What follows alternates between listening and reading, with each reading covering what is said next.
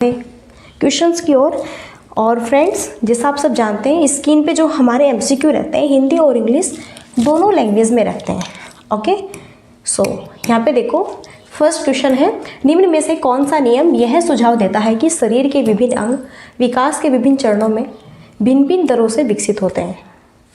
विकास एक आयामी होता है, विकास एक असतत प्रक्रिया है, विकास एक दिशीय होता है, विकास की दिशा अधोगामी एवं शीर्षगामी है। तो इनमें से कौन सा नियम यह सुझाव देता है कि शरीर के विभिन्न अंग विकास के विभिन्न चरणों में भिन्न भिन्न दरों से होते हैं। तो फ्रेंड्स, मैंने यहाँ पे थ्योरी क्लासेस भी चलाई हुई है जिसमें मैं आपको स्पेशली विकास है क्या, उसके आयाम, लक्षण, बाल विकास के सिद्धांत, सारी चीज़ें मैं क्लियर कर रही हूँ। देन मैंने सारी चीज़ें आपको यहाँ पे कंपलसरी बताई हुई भी है सिंपली भाषा में। तो मैंने आपको बताया हुआ है, अगर हम थोड़ी सी विकास की डेफिनेशन समझें तो विकास जो होता है आपका एक बहुआयामी होता है। एक आयामी थोड़ा है ना, एक आयाम नहीं होते, इसके बहुत आयाम होते हैं। जैसे कि इसमें विकास में संज्ञानात्मक विकास है, शारीरिक विकास है, और आपका जो है राजनीतिक विकास है, संस्कृति विकास है, और यहाँ पे आपका नैतिक विकास है। ओके, इसके अंतर्गत बहुत सारे विकास आते हैं, संवेगिक विकास है, बहुत सारे हैं। विकास एक असतत प्रक्रिया नहीं, बल्कि विकास क्या है, एक सतत प्रक्रिया है। और विकास का जो क्षेत्र है वो क्या है, व्यापक है, फैला हुआ है। इस पॉइंट्स को भी ध्यान रखें। विकास एक दिशा में नहीं होता, विकास बहुदिशा में होता है। एक दिशा में ये थोड़ा है कि बस अगर आप शेषावस्था में तो आप पूरी उम्र शेषावस्था में रहेंगे, नो, बहुत दिशा में। यानी कि पहले आप शेषावस्था में जाएंगे, बाल्यावस्था में जाएंगे, किशोर अवस्था में जाएंगे, प्रौढ़ावस्था में जाएंगे, वृद्धावस्था में जब बूढ़े होंगे ऐसे लाठी लेके जो है ऐसे करेंगे। तो इसलिए विकास एक दिशा में नहीं होता, विकास की बहुत सारी दिशाएं होती है।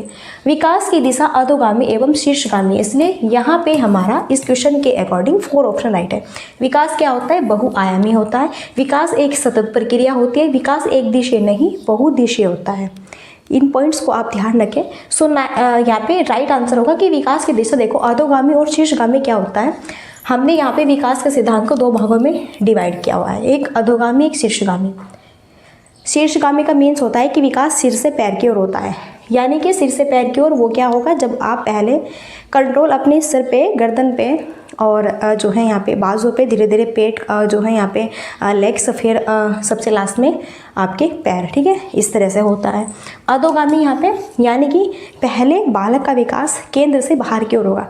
पहले रीढ़ की हड्डी रेडी होगी भैया, तभी तो कमर बनेगी आपकी। क्लियर है? जब रीढ़ की हड्डी ही अंदर से रेडी रही होगी तो क्या कमर की त्वचा पहले बन जाएगी? नो। इसलिए 4 ऑप्शन यहाँ पे राइट है। और एक पॉइंट और याद रखें, विकास जो होता है उसकी डेफिनेशन ये है, विकास गर्भधारण से स्टार्ट होके मृत्यु तक चलता है। ये मत करना कि विकास शेष अवस्था से स्टार्ट होता है मृत्यु तक। नो नो नो नो, विकास जब से स्टार्ट हो जाता है जब बालक माँ के फर्स्ट टाइम गर्भ में ठहरता है, तब से ही बालक का विकास स्टार्ट हो जाता है। इसलिए 4 option is the right answer. बिल्कुल एक अच्छे वे में एंड आपको सही से क्लियर हो गया होगा, सिंपली भाषा में मैंने एक्सप्लेन किया। नेक्स्ट है, निम्न में से कौन सा कथन सही है? कौन सा कथन सही है? क्या बच्चों का विकास एक सामाजिक सांस्कृतिक परिप्रेक्ष्य में होता है? क्या बचपन वह अवधि है जिसे 10 भिन्न भिन्न अवस्थाओं में हम बांट सकते हैं?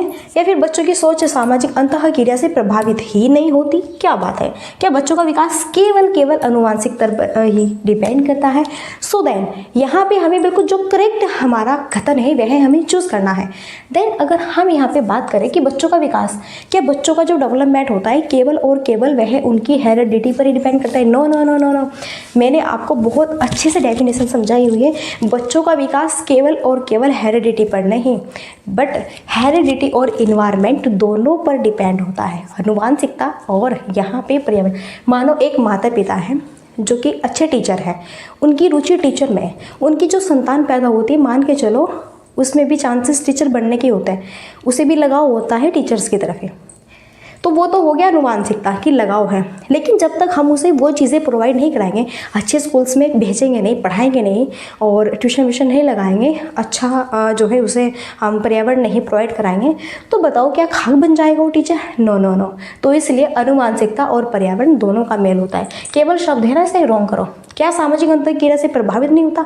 अरे भैया, सामाजिक अंतःक्रिया से तो प्रभावित होता है बच्चों का विकास, कह रहे नहीं होता, क्या बात है। अच्छा, जो बच्चों का बचपन होता है, जैसे शेषावस्था, बाल्यावस्था, चाइल्डहुड, क्या हम इसे 10 भिन्न भिन्न यहाँ पे अवस्थाओं में डिवाइड करते हैं?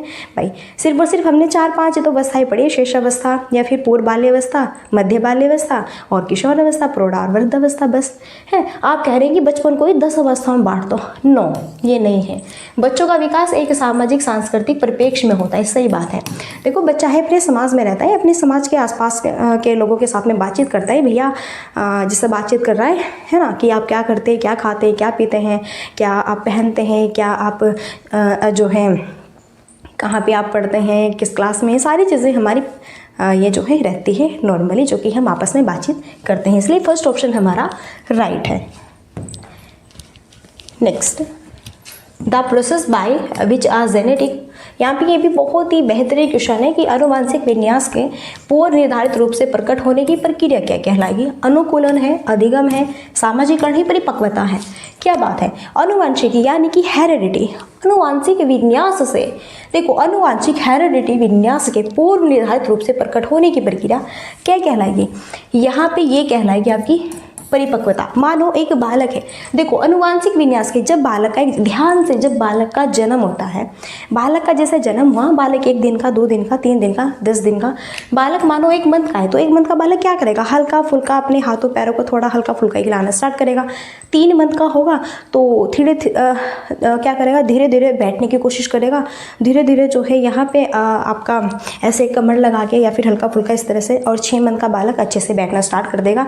फिर 9 मंथ का 1 साल का बालक धीरे धीरे घुटनों के बल पहले चलेगा, फिर पैरों से चलना स्टार्ट कर देगा और फिर बोलना स्टार्ट कर देगा। तो ये जो एक्टिविटीज़ में हो रही है, ये सारी एक्टिविटी जो यहाँ पे है, ये भैया क्या है? ये सब की सब एक्टिविटी बच्चे की किस पर? यहाँ पे उसकी मैच्योरिटी पर डिपेंड करती है, उसकी परिपक्वता। ये क्या है? ये नहीं कि इसे कोई और सिखा रहा है, ये ऐसा नहीं है कि इसे सिखा रहा है कोई या फिर इसे कोई अभ्यास करा, ऐसा कुछ नहीं है। जैसे जैसे बच्चे की मांसपेशियों पर खुद कंट्रोल करना स्टार्ट होता है, जैसे जैसे बच्चा बड़ा होता है, धीरे धीरे आगे की ओर बढ़ता है, तो खुद वह मैच्योर हो जाता है, परिपक्व अपने जो है कि अब इसने बैठना सीख लिया, अब इतना मैच्योर हुआ कि इसने खड़ा होना सीख लिया, चलना सीख लिया, आगे इतना मैच्योर हुआ कि दौड़ना भी सीख लिया, आगे इतना मैच्योर हुआ स्कूल जाना भी सीख लिया, है ना, फिर आगे इतना मैच्योर हुआ कि शादी भी हो गई। तो भैया ये सारी एक्टिविटीज़ आपकी क्या है? खुद होती है, और ये यहाँ पे होगी परिपक्वता। ये हेरिडिटी विन्यास के पूर्व निर्धारित रूप से यहाँ पे प्रकट होने वाली प्रक्रिया है कि खुद हमारा शरीर जब धीरे धीरे धीरे दिन बढ़ते जाते हैं, आगे जाते हैं, तो हम क्या होते हैं खुद बेखुद यहाँ पे, जैसे कि हम अभी बालक का जन्म हुआ 1 दिन का, 2 दिन का, तो आगे आगे धीरे धीरे से दिन बढ़ते जाते आगे 1 साल का, 2 साल का, 3, देखो कितना बड़ा हो जाता है फिर आगे चल के। तो यही मैच्योरिटी है। क्लियर है? आगे देखो नेक्स्ट भैया, स्क्रीन पर 4 क्वेश्चन है और बेस्ट क्वेश्चन है। सामाजिकरण का प्राथमिक और सामाजिकरण द्वितीय कारक क्या है? ये भी लड्डू क्वेश्चन है एंड यहाँ पे सिंपल सा क्वेश्चन है। तो भैया सामाजिकरण का पहले प्राथमिक कारक भाई क्या है? फैमिली है। और क्या है? देखो विद्यालय नहीं, मीडिया नहीं, मीडिया। इसलिए हम अगर इस क्वेश्चन को ऑप्शन वाइज भी यहाँ पे करें तो भी राइट होने हैं। सामाजिकरण का प्राथमिक क्रम से बताना है। पहले प्राथमिक पूछा है तो फैमिली है, और सेकंड पूछा है तो विद्यालय, सेकंड में विद्यालय, मीडिया, और यहाँ पे आपके ये आते हैं। ओके, लेकिन स्टार्टिंग में क्या आता है? परिवार और पास पड़ोस आपका ये रहते हैं। आप मुझे बताओ, बालक का जैसा जन्म होता है तो परिवार थोड़ा है उसकी देखभाल, विद्यालय थोड़ा है उसकी देखभाल करेगा, मीडिया वाले थोड़ा ही आओ आओ आओ हम तुम्हारा पालन पोषण करेंगे, चलो ठीक है, ये ऐसा थोड़ा होता है। अरे भैया जिसका बच्चा है उसके पेरेंट्स खुद या फिर उसकी फैमिली वाले, दादी दादू है ना, वही तो करते हैं उसकी सभी केयर, और स्पेशली मम्मा उसकी और उसके जो है फादर है वही तो करते हैं देख रहे। रातों को बच्चा कितना परेशान करता है तो कौन देखता है? फादर देखते हैं, उसकी मम्मा देखती है। बताओ क्या पड़ोसी वाले देखते हैं? क्या मीडिया आके देखती है? क्या यहाँ पे आपका समाज आता है? क्या आपका विद्यालय आता है? ऐसा थोड़े होता है। तो इसलिए प्राथमिक कौन है? प्राथमिक है परिवार। परिवार में ही बच्चा बैठना, उठना, लिखना, बोलना, सीखना, ये सारी चीज़ें सभी अपने परिवार से सीखता है। फिर जैसे ही उसका एडमिशन हो जाते हैं विद्यालय में वह जाता है, फिर वहाँ पर वह समूह में रहना, दोस्तों के साथ रहना, ये सारी अंतःक्रिया करना धीरे धीरे वह सीख जाता है। लड़ाई झगड़ा, किसको अच्छा कहना है, किसको बुरा कहना है, उसे फिर धीरे धीरे यह समझ आ जाती है। तो इसलिए यहाँ पे ये राइट आंसर ऑप्शन फर्स्ट है। बेसिक क्वेश्चन था, लेकिन जो कुछ ऐसे स्टूडेंट्स हैं फर्स्ट टाइम सीटेट दे रहे हैं तो उन्हें प्रॉपरली सारी चीज़ें यहाँ पे क्लियर करनी ही होगी। नेक्स्ट 5 क्वेश्चन, कोहलबर्ग के अनुसार 7-8 वर्षीय बच्चों में नैतिक निर्णय लेने का आधार क्या होता है?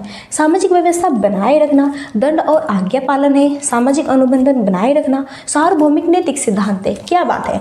तो बहुत ही फेमस से यहाँ पे मनोवैज्ञानिक है हमारे बीच में जाने माने हैं, और कौन है? कोहलबर्ग है। कोहलबर्ग ने कौन सा सिद्धांत दिया है भैया? नैतिक विकास का सिद्धांत दिया है। ये बातें भी क्लियर है। 3 इनके स्तर है और 6 इनके उपचरण है। अब 3 जो स्तर है, पहला इनका है यहाँ पे पूर्व परंपरागत स्तर, पूर्व परंपरागत स्तर। भैया जो सेकंड है इनका वो है परंपरागत स्तर। कौन सा है? परंपरागत है। थर्ड है भैया इनका उत्तर परंपरागत स्तर। तो इसके भी 2 यहाँ पे उपचरण है, इसके भी 2 उपचरण है, इसके भी 2 उपचरण है। इसलिए टोटल मिला के कितने हुए? 6। 3 इसके चरण है और 6 उपचरण है, ये याद रखना है। सिद्धांत देते हैं नैतिक विकास का सिद्धांत। कह रहे हैं कि 7 से 8 साल का बच्चा नैतिक निर्णय लेने का आधार क्या समझता है? तो इस टाइम पे सामाजिक अनुबंधन बनाए रखना तो उतना परिपक्व भी नहीं हुआ कि बच्चा सामाजिक अनुबंधन बनाए रखने में परिपक्व मैच्योर है। अभी सार्वभौमिक नैतिक सिद्धांत ये तो तब आता है जब बालक पूरा मैच्योर हो जाता है, किशोर अवस्था के जो है हेर फेर में होता है। सामाजिक व्यवस्था नो, बल्कि क्या है? दंड और आज्ञा पालन। देखो कह रहे हैं कि 7 से 8 वर्ष का बच्चा नैतिक निर्णय लेने का आधार क्या करता है? मानो घर पे लड्डू रखे हुए हैं। क्या रखे हुए हैं? घर पे लड्डू रखे हुए हैं। और क्या होता है कि मम्मा ने दिया है, चलो 1 दिया है फिर 2 दिया कि खा लो, लेकिन हमारा तो और मन करता है, फिर मम्मा रख देती है उसे ऊपर या तो किसी बॉक्स में, अलमारी में इस तरह से रख देती है, तो हम देख लेते हैं। फिर क्या होता है कि मम्मा जैसे कहीं बाहर को जाती है ना, ये सो जाती है, तो हम क्या सोचते हैं, चलो भैया लड्डू खाते हैं, मम्मा तो गई, गायब हो गई, बाहर गई या फिर सो गई, चलो आराम से जाएगा और खिड़की बंद करेगा, जहाँ पे भी रखे हुए उसने देखा हुआ है, ओके, और उठाएगा और खाएगा चपाचप, है ना। तो उसे जो है ध्यान से, ठीक है, वो खाएगा। फिर क्या हुआ भाई, मानो कि उसकी मम्मा ने किन के रखे थे लड्डू, या फिर उन्हें पता था, फिर देखते हैं कि इसमें थोड़े कम से हैं, इसमें तो क्या हुआ। फिर पूछेगी मम्मा कि बेटा आपने खाए, बताओ। तो बच्चा क्या बोलेगा? झूठ बोलेगा वहाँ पे, नहीं मैंने नहीं खाई। क्यों? क्योंकि उसे पता है कि कहीं मम्मा मुझे दंड न दें, कहीं मम्मा मुझे आज्ञा पालन, मैंने उनकी आज्ञा का पालन नहीं किया, क्योंकि मम्मा ने बोला था मैंने दे दिए हैं लड्डू, इतने खाना है और फिर बाद में खाएंगे, है ना। होता है ऐसे भाई, हम भी करते थे जब छोटे होते थे, है ना। बाद में जब हमें अच्छा लगता था हम तो ऐसे ही करते थे, आप लोग भी करते होंगे, ठीक है। तो यहाँ पे हम किससे भयभीत हैं? हम अपनी मम्मा से, उसके दंड से हम भयभीत हो रहे हैं। तो यही होता है दंड और आज्ञा पालन, यानी कि 7 से 8 वर्ष का बच्चा नैतिक निर्णय लेने में क्या यहाँ पे किस पर डिपेंडेंट होता है, तो ये चीज़ उसके अंदर यहाँ पे रहती है। इसलिए सेकंड ऑप्शन कि वो कुछ भी कार्य करेगा तो उसे किसी ना किसी चीज़ का दंड या भय भी रहेगा। ओके, नेक्स्ट, अपनी कक्षा के लिए मूल्यांकन पद्धति तय करने से पहले एक शिक्षक को किन बातों पर विचार करना चाहिए? देखो, अपनी कक्षा के लिए मूल्यांकन पद्धति तय करने के लिए एक टीचर को किन बातों पर ध्यान रखना चाहिए? मेरे अलावा इन परिणामों का उपयोग कौन करेगा? विशिष्ट छात्रों के अधिगम वक्र का पता लगाने का सर्वोत्तम तरीका क्या है? कौन सा तरीका अध्यापिका को स्वयं के शिक्षा शास्त्र पर चिंतन में मदद करेगा? कौन सी विधि छात्रों को उच्चतम अंक पाने में मदद करेगी? नीचे ऑप्शन है, चूज करना है बेस्ट ऑप्शन क्या है।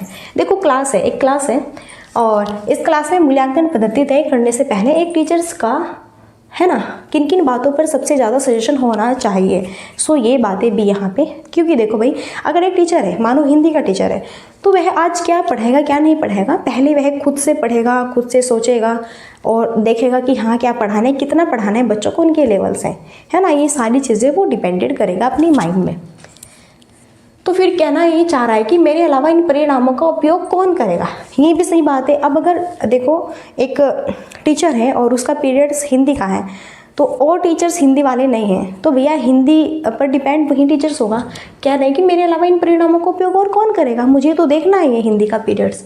सो सही पॉइंट्स है कि भाई हिंदी का सारा सब कुछ यहाँ पे प्रोसेस मेरे ही अकॉर्डिंग है, सो मुझे ही हैंडल करना है। विशिष्ट छात्रों के अधिगम मकर का पता लगाने का सर्वोत्तम तरीका क्या है?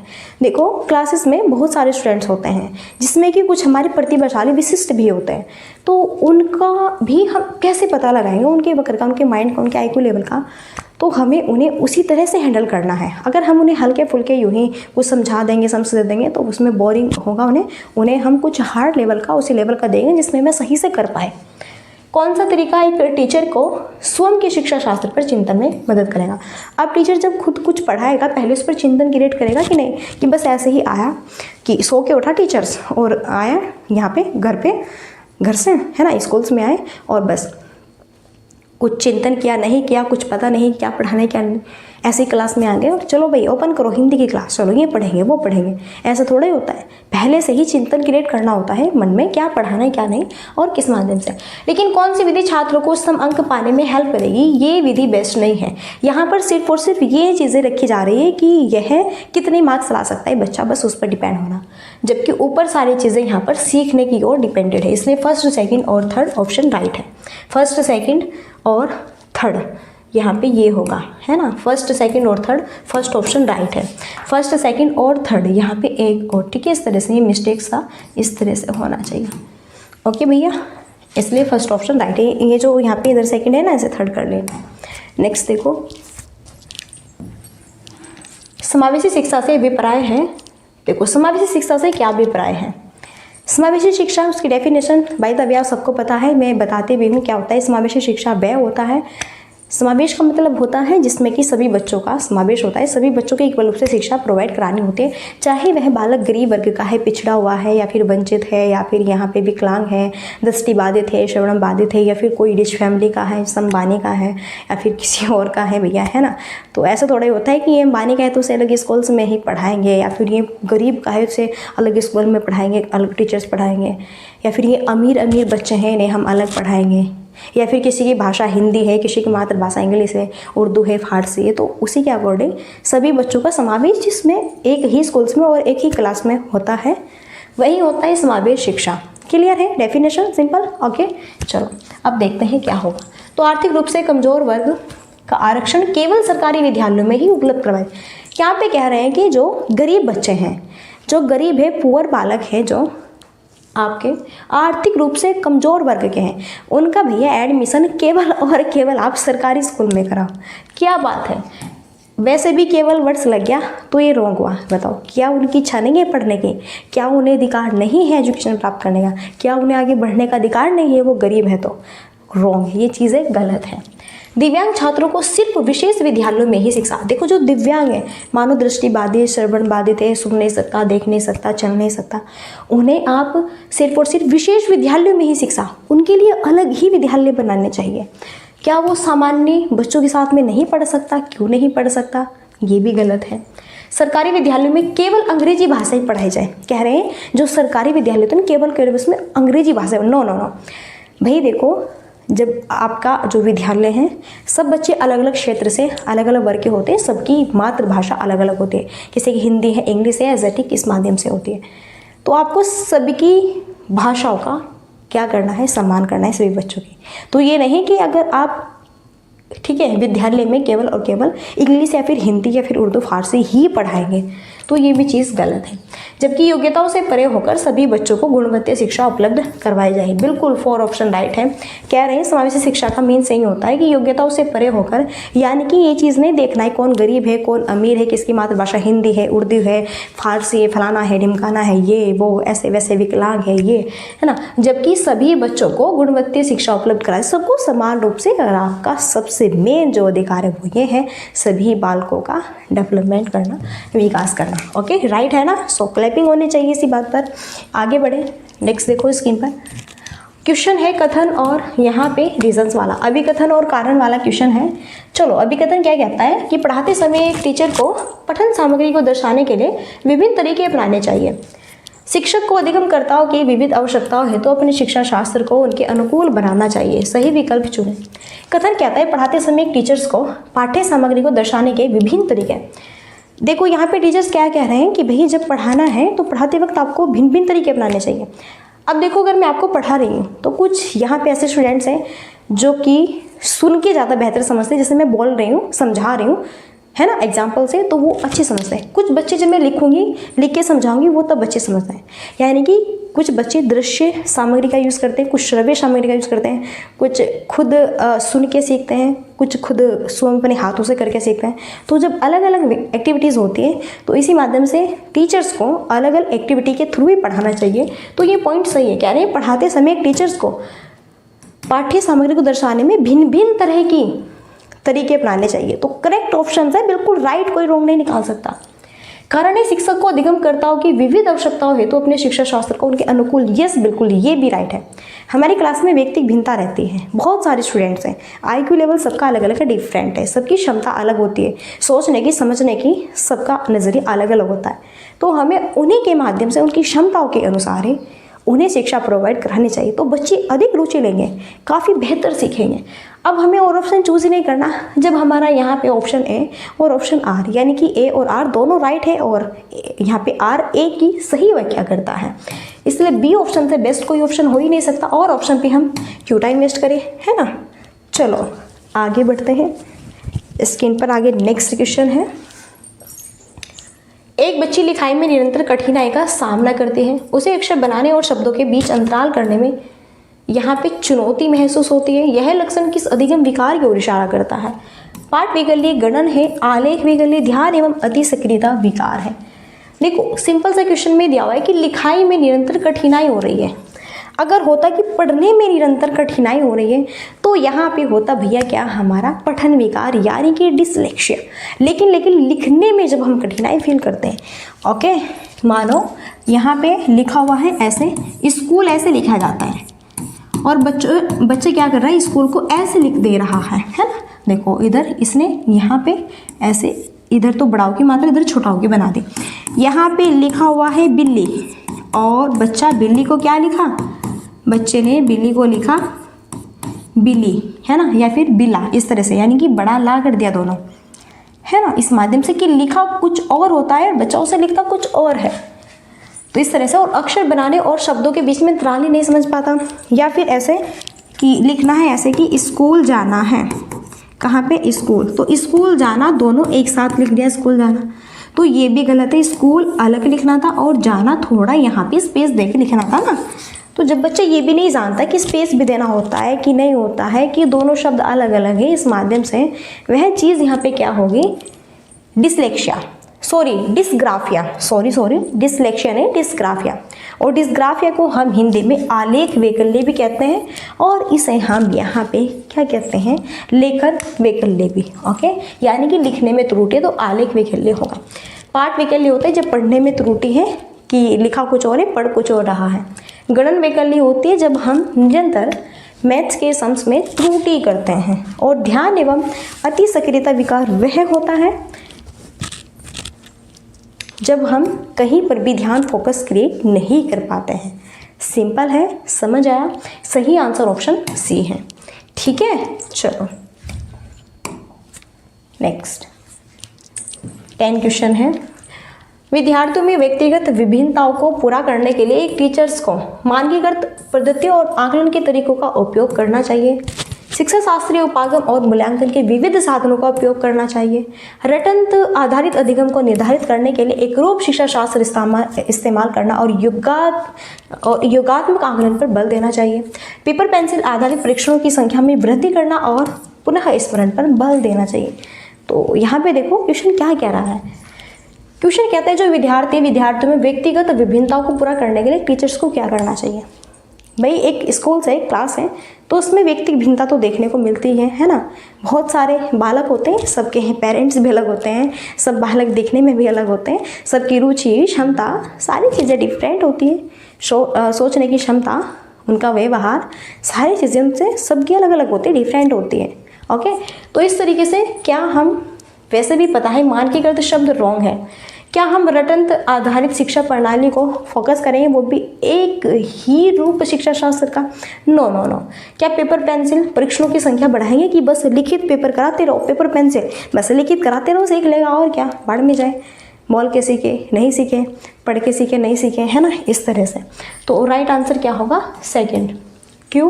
क्योंकि शिक्षा शास्त्रीय उपागमों और मूल्यांकन के विविध साधनों का उपयोग करना चाहिए। ठीक है, तो यहाँ पे हमारा बी ऑप्शन क्या है? राइट है। यानी कि एक क्लास में व्यक्तिगत विभिन्नता देखने को मिलती है ना। तो जब हम जो भी कुछ पढ़ाते हैं उनके मूल्यांकन के विविध तरीके और अलग अलग साधनों का यूज़ कराना चाहिए।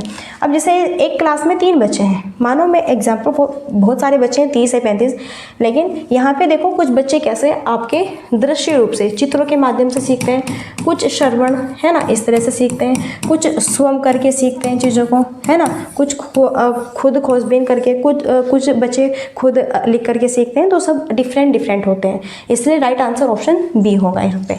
ठीक है, चलिए आगे देखो नेक्स्ट। और स्क्रीन पर नेक्स्ट 11 क्वेश्चन है कि निम्न में से कौन सा सृजनात्मकता का अनिवार्य लक्षण है? अपसारी चिंतन, अध्ययनशीलता है, सोच में केंद्रीकरण है, अभिसारी चिंतन है। तो इनमें से कौन सा सृजनात्मकता का अनिवार्य लक्षण है? सृजनात्मकता, क्रिएटिविटी, थिंकिंग। देखो सृजनात्मकता हम किसे कहते हैं? आपको बताइए। सृजनात्मकता का मतलब होता है जब बच्चा अलग अलग माध्यम से चीज़ों को समझ सकता है, सोच सकता है। ऐसे फॉर एग्जांपल मैं आपसे पूछूं कि अभी जो है प्रेजेंट टाइम में भारत के जो प्रधानमंत्री वर्तमान में नरेंद्र मोदी जी, उनके बारे में आपको विस्तार से संक्षेप में बताना है, उनके गुण, उनकी हानि, है ना, उनमें क्या क्या क्वालिटीज़ है एंड क्या क्या उनके दोष हैं, है ना। तो सारी चीज़ें आप बताएंगे तो भैया कुछ उनके बारे में अलग अलग ही सोच विचार रखेंगे। अगर मानो कि एक पंक्ति में 10 बच्चे हैं ना, और मैंने 10 बच्चों को यह क्वेश्चन दिया कि बताना है जो पीएम है यहाँ पे हमारे प्राइम मिनिस्टर है मोदी जी, उनके बारे में आप क्या कहना चाहते हैं, तो भैया सब बच्चों का ना अलग अलग होगा नज़रिया, सोचने का, समझने का, तर्क वितर्क, चिंतन, विचार विमर्श करने का, सबका डिफरेंट होगा। तो वही होता है आपका क्या? अपसारी चिंतन, जिसमें जैसे मैंने पूछा तो बच्चों के आंसर ना अलग अलग डायरेक्शन में होंगे। देखो प्राइम मिनिस्टर, इसके बारे में आपको विस्तार से समझाना है, इनके बारे में बताइए सोच के। तो राइट आंसर यहाँ पे क्या होगा? Option first. अभिसारी चिंतन होता है एक अपसारी, है ना। अभिसारी चिंतन ये होता है, जैसे मैंने क्वेश्चन किया कि वर्तमान में भारत के प्रधानमंत्री कौन है, बस, तो इसका एक ही तो आंसर रहेगा भाई, कौन है यहाँ पे प्राइम मिनिस्टर वर्तमान में? बताओ, नरेंद्र मोदी तो है। यहाँ पे आप इसका आंसर और कुछ तो नहीं दे सकते कि नहीं नरेंद्र मोदी नहीं है, यहाँ पे द्रौपदी मुर्मू है, फलाना है, ढिमकाना है, ये है, वो है, नरेंद्र तय, ऐसे वैसे, है ना, नहीं ना। तो जहाँ पे सिर्फ और सिर्फ उसका एक फोकस, एक ही आंसर होता है कि फिक्स है, इसका आंसर ये है। जैसे भारत की राजधानी क्या है? नई दिल्ली है, फिक्स है। आप कोलकाता नहीं कह सकते, मुंबई नहीं कह सकते हैं, लखनऊ नहीं, सॉरी, ठीक है, लखनऊ नहीं कह सकते। भारत की राजधानी पूछा है तो नई दिल्ली है कि नहीं, इसलिए यहाँ पे एक ही आंसर, जहाँ पे सिर्फ और सिर्फ एक ही आंसर होता है वह है हमारा अभिसारी चिंतन। अपसारी चिंतन होता है जब हम अलग अलग डायरेक्शन में अलग अलग बेस से समझते हैं। ओके, नेक्स्ट, समकालीन विचारधाराओं के अनुसार बाल विकास की प्रक्रिया क्या है? देन बेहतरीन क्वेश्चन है, एकदम मस्त वाला। समकालीन विचारधाराओं के अकॉर्डिंग बाल विकास की प्रक्रिया सभी बच्चों के लिए एक समान है और सभी बच्चे एक निश्चित आयु तक आते आते विशिष्ट निर्धारित लक्ष्य अवश्य प्राप्त कर लेते हैं। बहुआयामी है क्योंकि बच्चे विभिन्न प्रकार के संदर्भों में पलते बढ़ते हैं। का पूर्वानुमान बिल्कुल नहीं लगाया जा सकता, यद्यपि विकास सभी के लिए एक दिशात्मक होता है, सिर्फ माता पिता से प्राप्त अनुवांशिक गुणों द्वारा ही निर्धारित होता है। समकालीन विचारधाराओं के अनुसार बाल विकास की विकास वही मैंने आपको बाल विकास की थ्योरी करा रही हूँ, और 3 जो मैंने यहाँ पे आपको क्लासेस कराई है, 3 जो चैप्टर कराए हैं उसमें 3 क्लासेस में 3 चैप्टर्स में मैंने सिर्फ और सिर्फ अब तक बाल विकास के बारे में पढ़ाया है आपको। तो ध्यान से अगर कंसेप्ट समझोगे तो ही सारे आंसर क्लियर होंगे। तो साथ ही साथ में थ्योरी क्लास भी लगाई हुई है, उनको भी ध्यान से देखते रहो। तो बाल विकास की डेफिनेशन है क्या? मैंने आपको ये बताया कि बाल विकास, बच्चों का जो विकास होता है सिर्फ और सिर्फ अनुवांशिकता पर ही डिपेंड होता है? नो, बच्चों का विकास सिर्फ और सिर्फ अनुवांशिकता पर ही डिपेंड नहीं होता, बल्कि पर्यावरण का भी इसमें बहुत रोल होता है। ठीक है, दोनों का रोल होता है। फिर है क्या हम इसका पूर्वानुमान बिल्कुल नहीं लगा सकते? क्यों नहीं लगा सकते? मैंने आपको बताया था ना कि विकास का हम पूर्वानुमान लगा सकते हैं, उसकी भविष्यवाणी कर सकते हैं कि कोई यहाँ पे बालक है, उसका जन्म होता है और वह कुछ बालक ऐसे होते हैं कि 9 मंथ में ही भैया अच्छे से चलना सीख लेते हैं, खुद अपनी बॉडी पर कंट्रोल से बना लेते हैं। और एक बच्चा है कि 1.5 साल का हो गया तब भी अपनी बॉडी पर सही से कंट्रोल नहीं बना पा रहा है। तो हम उन दोनों बच्चों को फिर यह कह सकते हैं, और कुछ बच्चे इतने परिपक्व, उतने मैच्योर होते हैं ना स्टार्टिंग से ही कि उन्हें कुछ भी बोलो तुरंत सीख जाते हैं, और कुछ ऐसे होते हैं कि बैठे तो बैठे ही हैं, लेटे तो लेटे ही हैं, कुछ इस तरह के होते हैं। तो हम उनका अनुमान लगा सकते हैं कि हाँ ये बालक जरूर अपने भविष्य में कुछ ना कुछ करेगा, ये बढ़िया रहेगा ये आगे जाके। इस तरह से हम भविष्यवाणी कर सकते हैं कि नहीं? ये कह रहे हैं कि बिल्कुल नहीं लगा सकते, गलत है। या फिर कह रहे हैं कि एक समान शिक्षा शास्त्र होना चाहिए सभी बच्चों के लिए, और एक निश्चित आयु तक आते आते विशिष्ट लक्ष्य अवश्य प्राप्त कर लेते हैं। ऐसा कुछ नहीं है, ये भी रॉन्ग है। एक समान होते हैं कि सभी बालक, बताओ क्या जो क्वालिटी मेरे में क्या वो आप में भी है, जो आप में है क्या वो मेरे अंदर है, क्या जो आपके अंदर है वो आपके भाई में भी है, जो आपके भाई में आपकी बहन में भी, आपकी दोस्त में भी? नो, सब अलग अलग है। सही आंसर ऑप्शन सेकंड, बहुआयामी है। बाल विकास बहुत आयामी में होता है क्योंकि बच्चे विभिन्न प्रकार के संदर्भों में पलते बढ़ते हैं, है ना। देखो कोई बालक गांव में रहता है, जो बालक गांव में रहता है गांव की भाषा रहन सहन वही यूज़ करता है, वही बोलता है। जो सिटी का होता है, शहर में रहता है, वो सिटी जैसी भाषा यूज़ करता है, वो देन उसी तरह पलता बढ़ता है। जो विदेश में रहता है वो उसी तरह पलता बढ़ता है। तो सबका अलग अलग नज़रिया होता है, इसलिए सेकेंड ऑप्शन राइट है। ओके, चलो फाइनली क्लियर, आपको समझ आ गया होगा। नेक्स्ट, रुचि को 3 पेंसिलें दिखाई जाती है। वह देखती है कि पेंसिल क्या है, पेंसिल ख से बड़ी है, और पेंसिल ख पेंसिल ग से बड़ी है। जब रुचि यह निष्कर्ष निकालती है कि क ग से बड़ी है, तो वह जीन प्याजे की संज्ञानात्मक विकास की विशेषता को दर्शाती है। क्रमबद्धता है, सकर्मक अनुमान है, संरक्षण है, परिकल्पना आधारित एक मनात्मक तर्क है। रुचि यहाँ पे एक लड़की है, उसे 3 पेंसिल दी गई है भैया। 3 क्या है उसके पास में? पेंसिल है। एक यहाँ पे कै पेंसिल, देखो कै पेंसिल है, कै पेंसिल ख से बड़ी, जो कै पेंसिल है ना ये वाली, इस ख से क्या है, ख से क्या है, ये बड़ी है। फिर यहाँ पे पेंसिल ख पेंसिल ग से बड़ी है। ख जो पेंसिल है ये वाली, ये ग से बड़ी है ना, ये वाली ग से, यानी कि सबसे छोटी ग है, फिर ये बड़ी है, सबसे बड़ी क। सबसे बड़ी पेंसिल क है, ये क्या है आपकी सबसे बड़ी है, और ये भैया इससे बड़ी है, और ये क्या है इनमें छोटी है, ग वाली सबसे बड़ी है, फिर ये इससे छोटी है, फिर ये सबसे छोटी है। समझे? इस तरह जब रुचि ये निष्कर्ष निकालते कि कै ग से बड़ी है, कि जो कै पेंसिल है ना ये ग से क्या है, बड़ी है, तो यह जीन प्याजे के संज्ञानात्मक विकास की किस विशेषता को दर्शा रही है। तो बात हो गई है ना जीन प्याजे की, जाने माने साहब जी आ ही गए देखो क्वेश्चन में, है ना। चलो तो देखो कै पेंसिल ख से बड़ी है, ख पेंसिल ग से, ग सबसे छोटी है। जब बच्चे यह अनुमान लगाता है कि इनमें सबसे बड़ी पेंसिल, कि हाँ कै पेंसिल ग से भी बड़ी है, कै पेंसिल ग से बड़ी है, तो यह बच्चा होगा सकर्मक अनुमान। इसे अनुमान लगा लिया। जब बालक अनुमान लगा लेता है कि हाँ यह चीज़ ऐसे नहीं ऐसे है, और मानो बालक को 3 एप्पल दिए, क्या दिए, 3 एप्पल, तो एप्पल का जो साइज़ है एक तो काफ़ी बड़ा, बढ़िया इतना बड़ा है, एक छोटा सा है, एक बिल्कुल छोटा सा है। जब हम बालक से पूछेंगे कि बताओ आपके पास में 3 सेब है, इन 3 सेब में कौन सा सबसे बड़ा है, तो बालक कहेगा मम्मा ये बहुत अच्छा है, ये बड़ा है, देखो ये है बड़ा सबसे, ये छोटा है, ये इससे छोटा है। तो इस तरह जब हम अनुमान लगाते हैं उसे हम क्या कहेंगे, जीन प्याजे से कहते हैं सकर्मक अनुमान। इसलिए सेकंड ऑप्शन राइट है। आई होप क्लियर है। सो यहाँ पे बस 13 क्वेश्चन ही रखते हैं हम, क्योंकि अगर ज़्यादा MCQ रखते हैं तो फिर वीडियोस काफ़ी लॉन्ग बनते हैं, फिर आप ऊब जाते हैं, है ना। पता चला आप वीडियो देखते देखते सो गए यहाँ पे।